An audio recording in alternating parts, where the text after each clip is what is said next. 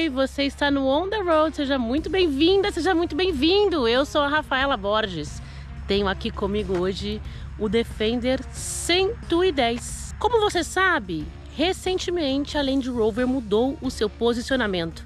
Em outras palavras, deixou de existir. Agora são 3 marcas: Defender, Discovery e Range Rover.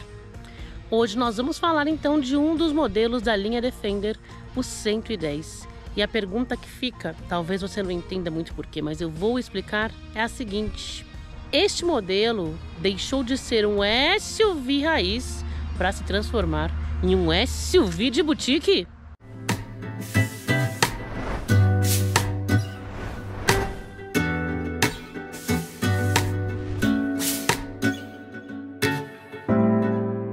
Para quem gosta de off-road pesado, esse carro aqui é um grande sonho de consumo. Sempre foi conhecido pela robustez, pela capacidade de nos levar a lugares que não são fáceis de alcançar com qualquer modelo. Inclusive, tem muita história. Recentemente o Defender completou 75 anos e houve inclusive no Brasil uma série para comemorar este aniversário. Mas enfim, com toda essa história e esse histórico de robustez, qual é o problema então? Seguinte, na atual geração, o Defender abandonou a construção de carroceria sobre chassi e agora usa monobloco. E aquele jipeiro mais raiz ficou assim: oi? Mas será que ele perdeu cacife, perdeu robustez, perdeu capacidade off-road? Vamos descobrir junto comigo? Então vem!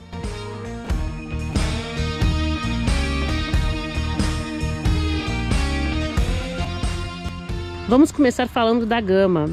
Até recentemente, ainda com o nome Land Rover, o Defender tinha nada mais, nada menos do que 8 versões, 8 possibilidades no Brasil, sendo 3 de carroceria, 1 de motor, mais várias opções de acabamento. O 90 tinha 2 versões, este aqui 110, 5 versões, incluindo a de 75 anos, e o 130, que é o maior de todos, tinha uma versão.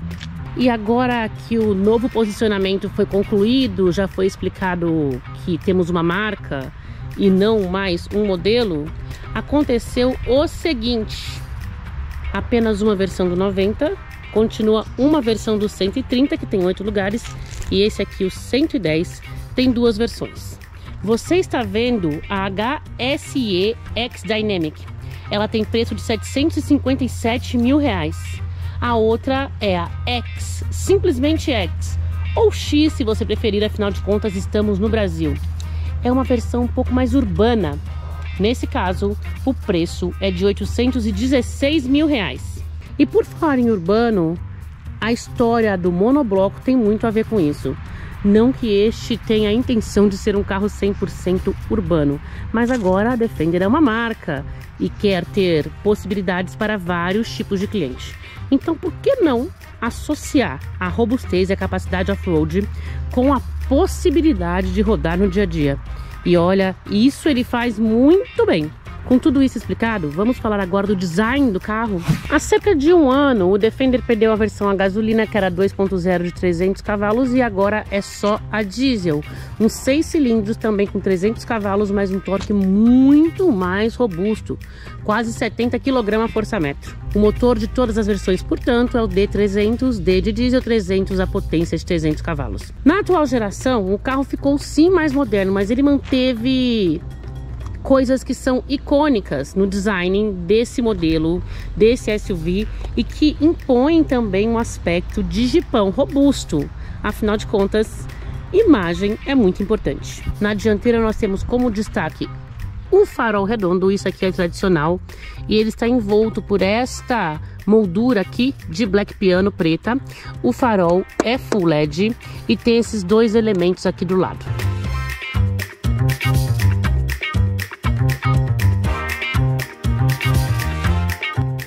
Você vê na frente que nós não temos mais Land Rover aqui. No entanto, aqui o badge da montadora, ó, ela não vai morrer totalmente, vai continuar como montadora mesmo, não como marca. A marca é Defender. A montadora, por outro lado, é Land Rover, mas é também JLR, de Jaguar Land Rover. Aqui você vê a inscrição X-Dynamic com o nome da versão e a câmera frontal.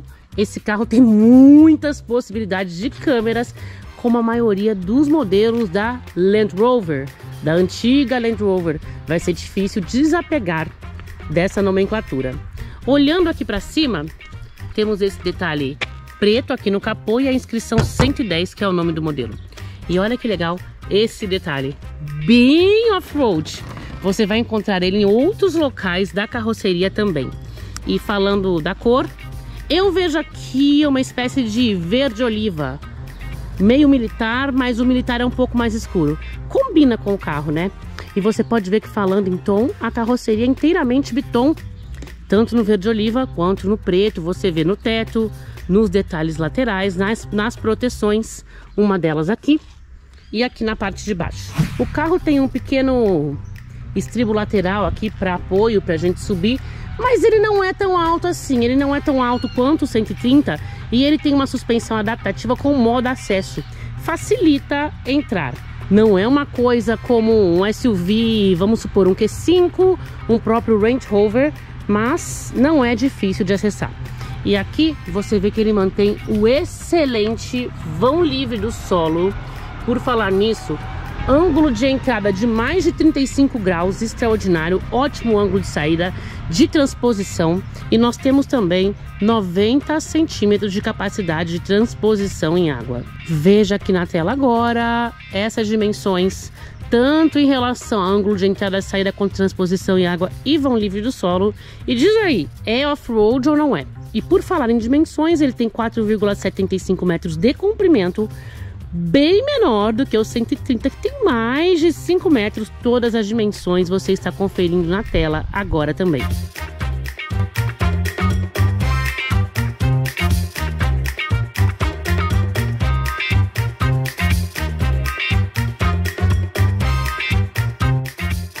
Falando de rodas, elas são pretas. Tem 20 polegadas montadas em pneus 255/60 e esses são pneus que podem ser usados, foram feitos para isso também no off-road. Pneus da Goodyear, modelo Wrangler. Olha a ironia, eu falei isso recentemente em um vídeo que eu fiz lá no México, mostrando o carro no off-road. Que Wrangler, né? Wrangler é a outra referência quando o assunto é Jeep robusto. O modelo da Jeep, da marca Jeep. Mas voltando aqui, esses pneus são pro off-road, são próprios pro off-road, do modelo All-Terrain Adventure.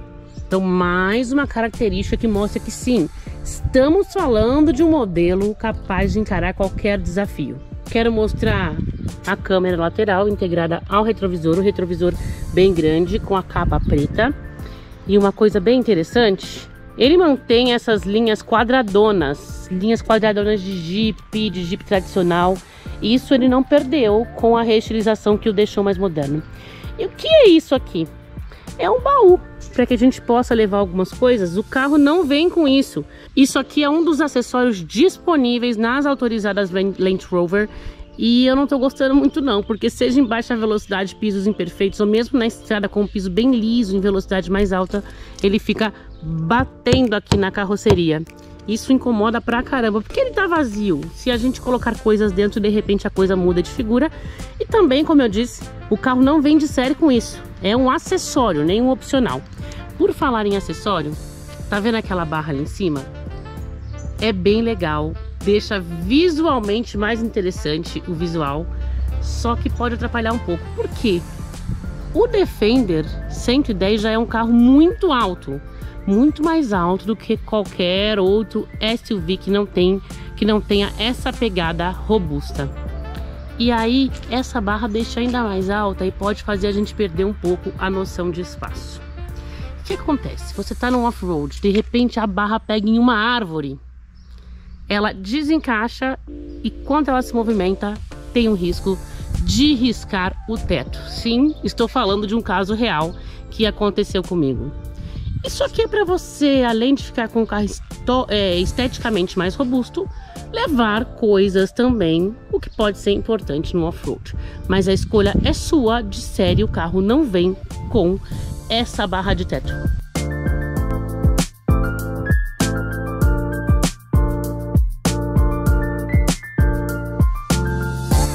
E aqui temos a traseira de linhas bem retas.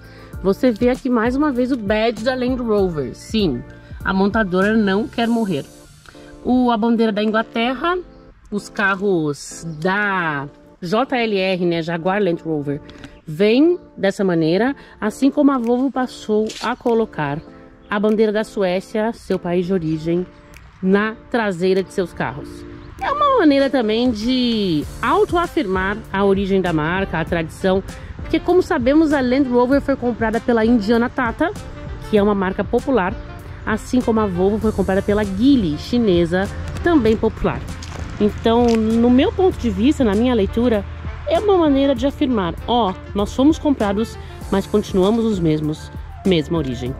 Uma traseira aqui de linhas bem retas, olha só, olhando por esse ângulo, a lanterna com os dois elementos e nós temos o step pendurado. Que coisa mais off-road que isso? Primeiro SUV que fez sucesso, SUV compacto que fez sucesso no Brasil, que vendeu muito. O Export tinha essa solução. Com o tempo todo mundo começou a reclamar, né? Porque afinal de contas, no fim das contas, o negócio do Export era o uso urbano. Então na prática acabou não se mostrando muito útil, mas no Defender tem tudo a ver. E você observa aqui de perto os ganchos, né? Para puxar outros carros ou outras coisas. No off-road principalmente. Hora de abrir a tampa do porta-malas para saber. Ele é amplo. Vamos lá.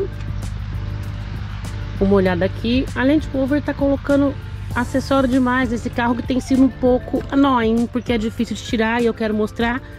Mas aí você aproveita e vê as possibilidades de acessórios, como eu já falei. Ele tá com essa tampa aqui, ó, que é de pano. Essa aqui é mais facinho de tirar. Eu tenho só que desencaixar aqui. E tem aquela proteção que é um pouco mais chata. E mostrando agora o porta-malas, ele não tem nem 500 litros. São 480 mais ou menos. Não é um porta-malas muito grande, não.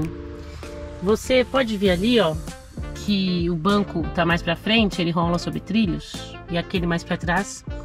Então, eu posso chegar também tudo pra frente e ampliar a capacidade do porta-malas um pouco, né? Além disso, o banco sobre trilhos é uma coisa importante para negociar espaço entre os ocupantes da segunda fileira e da terceira. Eu vou tirar agora esses acessórios para você ter outro ponto de vista. E agora você tem uma visão melhor do porta-malas, né? Sem a parafernália. O carro tem porta-copos aqui para quando as 7 fileiras estão em uso. E você pode ver que ele é largo também. Então isso é uma coisa legal. No entanto, ó, não temos saída de ar para quem viaja na terceira fileira. Por falar em terceira fileira, os dois assentos, a gente vai ver melhor depois, ali atrás, ali na frente, como é que eles são. Nós temos inclusive aqui um apoio de cabeça. E aí o espaço que sobra é nada, são menos de 200 litros.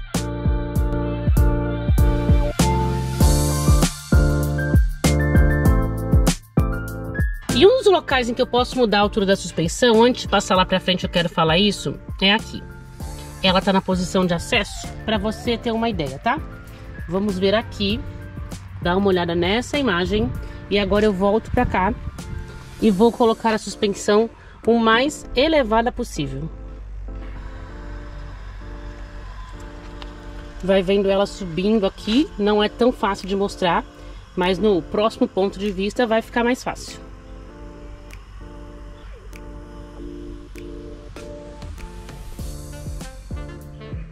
Processo concluído, dê uma olhada na altura aqui e agora olha só a diferença. Sacou? Super importante para um off-road, por exemplo. Deixa eu fechar essa porta para mostrar assim, ó. Nós temos mais altura livre do solo agora também. Na segunda fileira eu tenho trilho para negociar o espaço com quem vai atrás e essa alavanca é para mudança. Outra coisa, note que estes dois assentos que são inteiriços juntos estão mais inclinados do que aquele. Também tem a possibilidade, né? Então estou mostrando isso, de inclinação do encosto por meio dessa alavanca aqui. É tudo manual. E para acessar a terceira fileira, olha, levinho. E aí eu puxo aqui, ó. E ficou um bom espaço de acesso. Não excelente, mas bom. Aqui estão os 2 bancos, lembrando que a versão 130 maior e mais larga tem 3 bancos. Basicamente dá para acomodar uma criança, mas até que um adulto pode aqui, desde que a viagem não seja muito longa.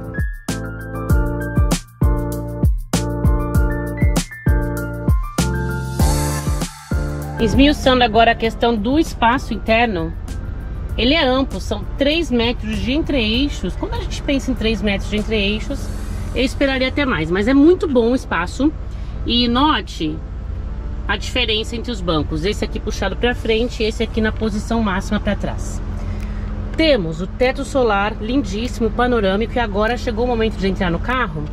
Ele tem aqui para os passageiros de trás essa alça aqui de acesso, que é legal, ajuda bastante na hora de acessar o carro. Olha aqui a minha mão, e aí eu vou vindo, minha perna não chega, e agora chegou. Olha só, para você ter uma dimensão do espaço que sobra. Esse banco está ajustado para mim, eu tenho 1,58 m de altura. Ali o espaço é menor, porque esse banco está todo para frente e aquele banco está bem mais para trás, ajustado para uma pessoa de 1,90 m de altura. Mas mesmo nessa configuração, quando eu venho aqui, ó, ainda sobrou bem mais de um palmo, ou seja, acomoda bem bastante gente. 3 pessoas no máximo, obviamente. E a terceira pessoa, hein? Vai tranquila, porque o assoalho é quase plano, ele tem uma leve ondulação aqui e o espaço para perna é excelente. Então 3 viajam tranquilos, inclusive no México eu fui em 3 pessoas, tudo bem que era um 130 mais largo, mas foi tudo muito tranquilo. Nós temos aqui ajuste do ar-condicionado para os passageiros de trás, 2 zonas de temperatura, de velocidade uma apenas e de posicionamento. Agora alguém me corrige se eu estiver errada, mas ó, isso aqui não abre não. Então onde estão as entradas USB ou tomada para quem viaja na parte de trás? Como eu disse, se eu estiver errada me corrija, mas aparentemente essa versão HSE X-Dynamic não oferece a facilidade. Só que ela oferece uma outra facilidade que eu particularmente adoro. Eu vou abrir esse porta-objetos e olha só. Isso aqui é uma geladeira de verdade. Ela tá ligada na temperatura intermediária. Essa aqui é desligada. E aqui a temperatura mais gelada. Eu vou mostrar bem de pertinho aqui. Essas paredes aqui são de geladeira de verdade. Então eu viajei 400 km com uma garrafa de água aqui dentro. E ela ficou geladinha. Eu tirava, colocava no porta-copos, tomava um pouco de água e voltava pra cá.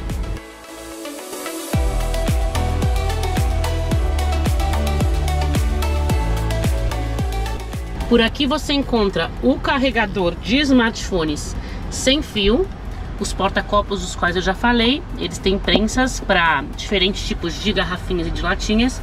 E aqui sim, as entradas USB, uma do tipo C, uma do tipo A, uma entrada para cartão, mini cartão, né, nano SIM, e aqui uma entrada de energia. De olho no multimídia, que é igual ao do Range Rover, que eu testei recentemente.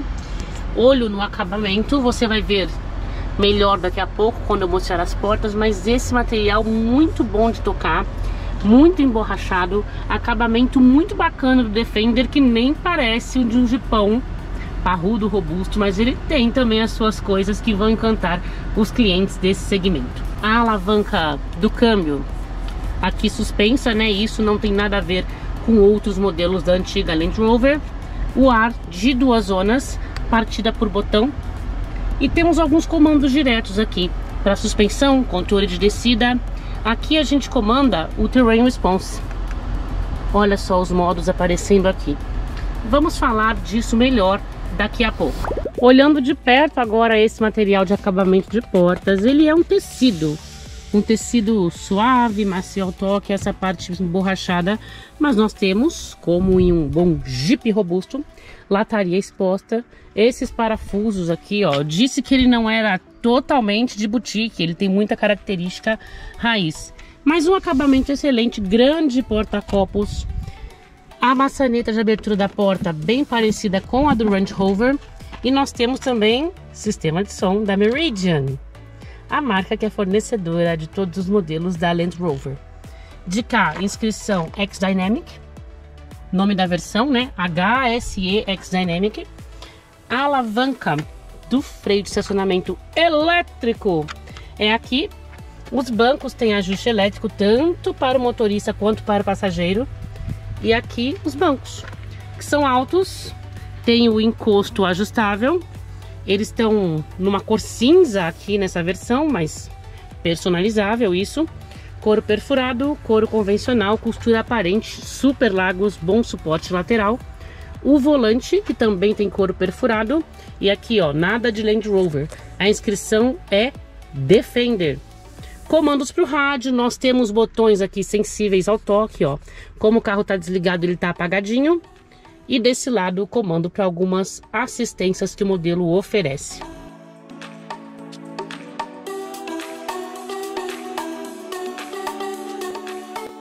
Não sei se você se lembra, mas se não se lembra, eu fiz recentemente um vídeo do Defender no México. Era uma versão a gasolina com acabamento inferior. Ligando aqui o carro, principal diferença, o painel. O painel de instrumentos aqui das versões à venda no Brasil é digital. Lá nós tínhamos um painel de instrumentos analógico. Nós podemos mudar algumas informações que vemos no painel, mas não muito, como no Range Rover, né? Não tem muita possibilidade de personalização. Você vê o meu consumo, aqui é média cidade-estrada, olhando de pertinho, são 9 km por litro. Na estrada viajei 400 km e cheguei a fazer 11 km por litro de diesel. Para uns 6 cilindros tá mais que bom. E quando a gente olha aqui, ó, o volante, agora tá tudo aceso. Antes não tava, para você ver. Isso aqui é sensível ao toque, são botões fakes. O do volume não. E nem esse aqui, ó, de ajuste da velocidade, da distância do carro à frente, etc. Gosto bastante deste quadro aqui, naquele mesmo material que utilizamos, levantando aqui um pouco, na porta. E temos aqui um porta-objetos. Falando agora do multimídia, essa aqui é a Home.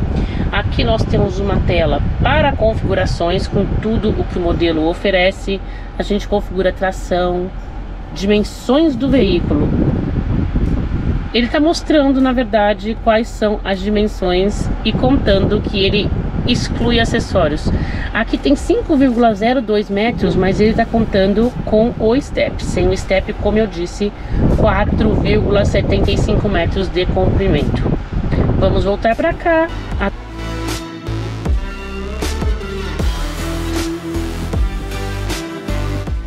é o menu, né? O quadro do 4x4. Dando um ok.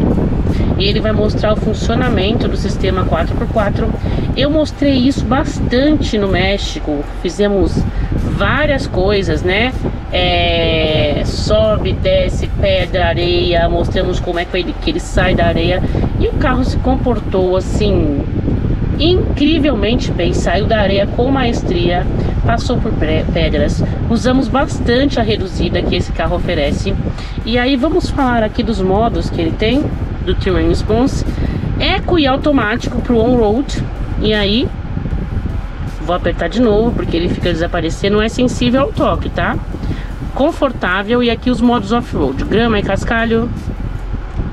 Outro modo, lama e buracos. Esse aqui é para areia, usei lá no México. Esse aqui para pedras, usei no México. E este aqui, travessia em água.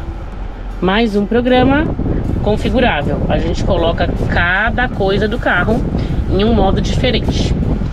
A gente consegue ajustar diferenciais, motorização, direção, controle de tração. Os modos também atuam nas respostas do pedal, por exemplo, e até na resposta da direção. O que eu senti falta aqui? Um modo esportivo para a estrada. Isso ele não tem. Outra coisa, o Android Auto é conectado aqui sem fio. Eu posso usar fio, mas também consigo fazer a conexão sem fio. E aqui nós temos a câmera 360 do carro, com todas essas possibilidades de visualização. Essas aqui são as principais, dianteira e traseira. Nas demais visualizações é um gráfico 3D. Inclusive eu posso colocar diretamente a exibição no 3D e ir mudando a visualização, ou assim, ou passando a minha mão, dessa maneira. E por aí vai. E nós temos também a câmera off-road, que mostra o caminho à frente. Quando eu passo por algum obstáculo, isso aconteceu no teste que eu fiz no México muito próximo, aqui aparece também uma outra visualização da câmera, e quando isso não ocorre, ele vai mostrando aqui o funcionamento do sistema 4x4.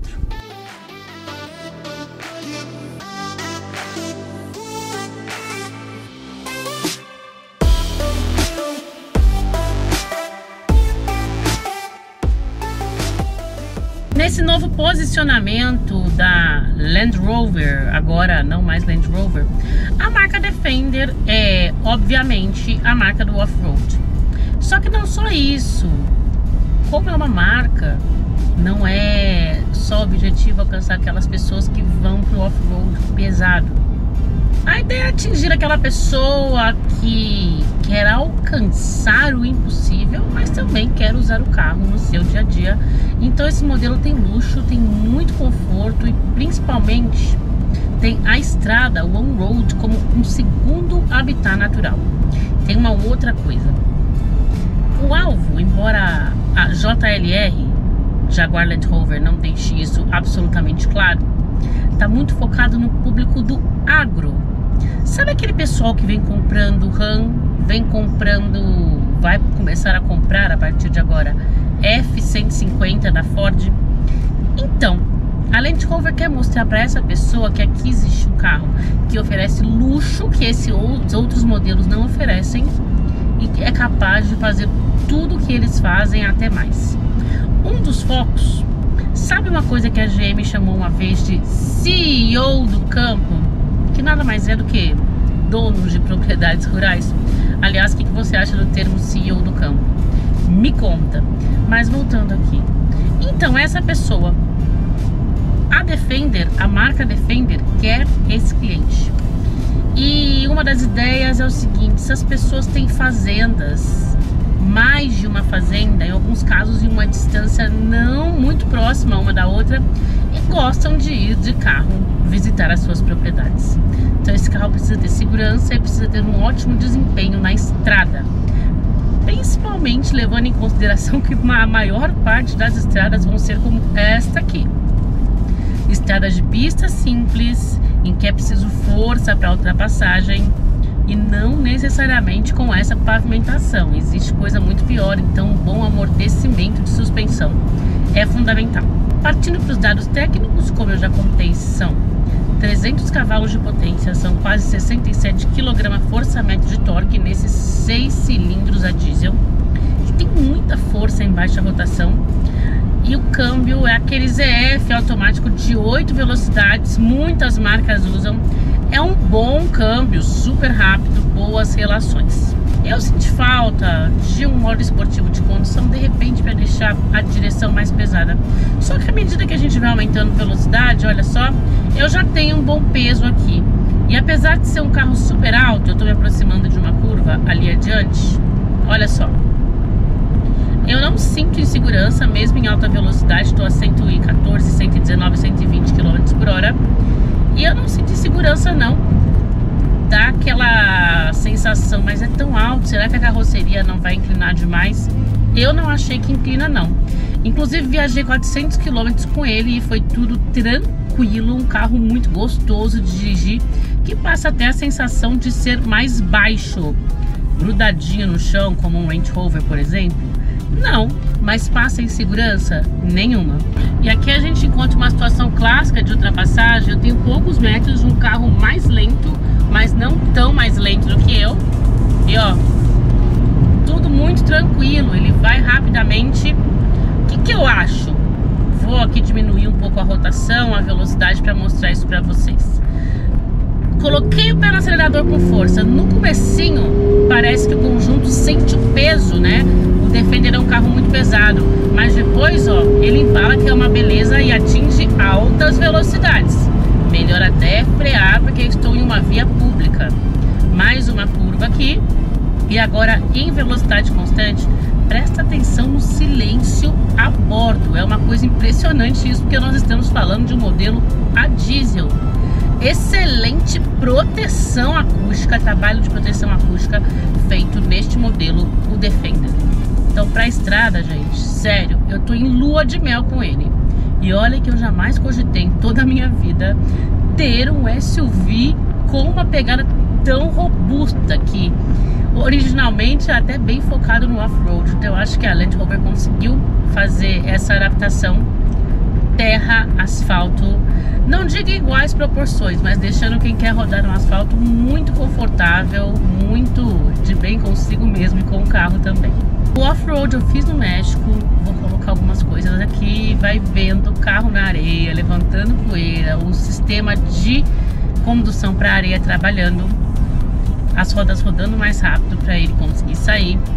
Aqui guiando no circuito de pedras com reduzida, teve subida e descida. Ele tem o ACC Off-Road, que controla a velocidade no fora de estrada. Isso é uma coisa para quem não é tão experiente nesse tipo de percurso, vai muito bem. O completo dessa aventura você vê no link que eu estou colocando aqui em cima e também na descrição do vídeo.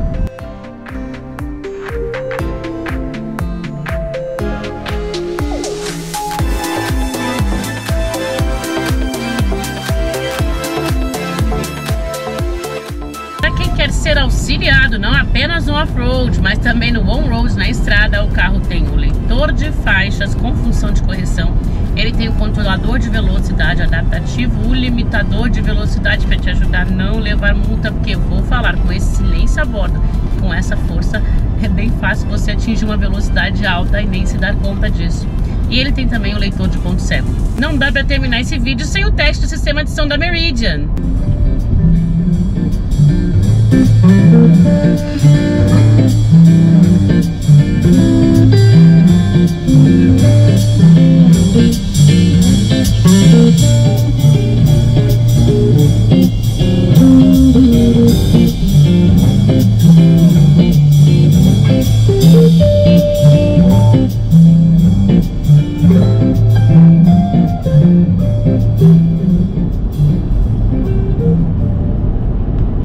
Legal do que dirigir na estrada com um som desses, né? Qualidade, nitidez, potência, volume. Imagina então se for ao pôr do sol, situação de que estou bem próximo agora. Eu sou muito fã do sistema de som da Meridian usado pela Land Rover, e aqui no Defender ele vai muito bem também. Agora eu quero saber o seguinte: se você é uma pessoa que não é muito assídua no off-road, você levaria um Defender mesmo assim?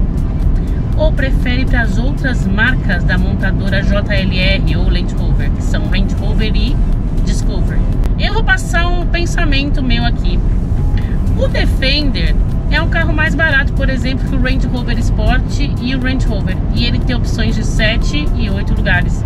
Nenhum dos dois tem. O Range Rover tem lá fora, mas ainda não tem no Brasil.